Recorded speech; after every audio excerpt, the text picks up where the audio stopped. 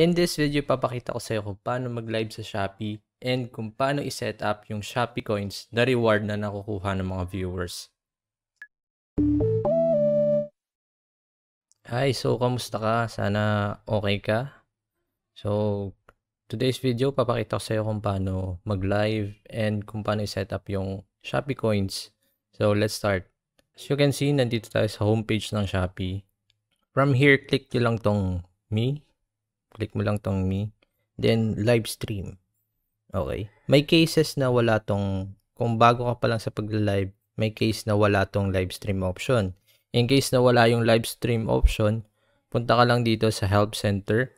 Then, hanapin mo yung article related sa live stream. Then, request ka ng registration or mag-consult ka sa Shopee support. Okay. So, pag okay na yung live stream na option, click lang yung live stream. Then, create stream. Okay. So, dito, kung first time mo, wala pa itong edit cover. So, maglalagay ka dito. Halimbawa. So, halimbawa. Yan, kunyari, ganyan. Okay. So, diba? Then, dito, nakalagay dito is title. So, test live selling. Then, pwede mo rin siyang lagyan ng description. 90% off sa first 99 miners or buyers. Okay. Then, dito sa part na to, wala, ganito lang ang itsura. Ay, natakpan ko pala yung mukha ko. So, ganito lang yung itsura niya.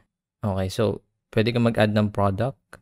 As I remember, and sa alam ko, hanggang 5 yung pwede mong ilagay dito. Pero kadalasan ang ginagawa ng mga live sellers sa Shopee is yung tinatawag na checkout link.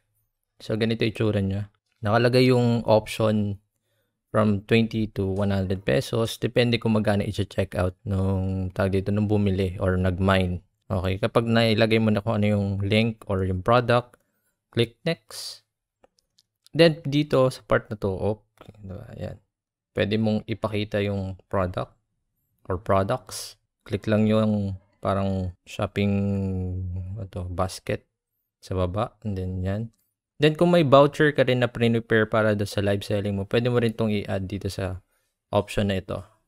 Itong nasa taas ng products. Okay, doon naman sa coins, di ba kadalasan nakikita natin yung mga coins na available para doon sa mga nagla-live sell. Nakadalasan inaabangan naman talaga ng mga nanonood. So, dito yan sa part na yan, itong may mga square na ganyan. Reward coins. Okay, so lalabas yan. So, as you can see, meron pa akong available na 249. So, yeah. Set mo lang kung ilan yung budget dito. So, set natin siya ng 150. Then, kung magkano per claim.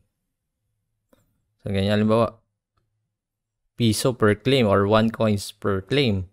So, may expected na 150 viewers automatic na makaka-claim ng coins. And, sure na manunood nung live. Okay? Ang hindi nga lang ginagaranti nito kung bibili sila. So, remember, ito is, promotional tool para may manood ng products mo or ng live mo, I mean. So, kadalasan ginagawa is 0.1, ganun. Then, click save. Pag ready ka na, go live. Yun, ganun lang kadali. Subscribe if nakatulong sa ito. If may mga gusto ko pang malaman about sa Shopee, technical things, about sa Shopee Live, and mga tips regarding sa general sa pagnenegosyo. Especially ngayon na usong-uso ang pag-online selling.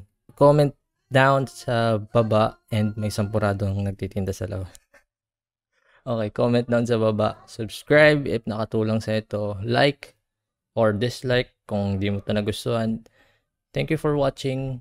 Have a great day.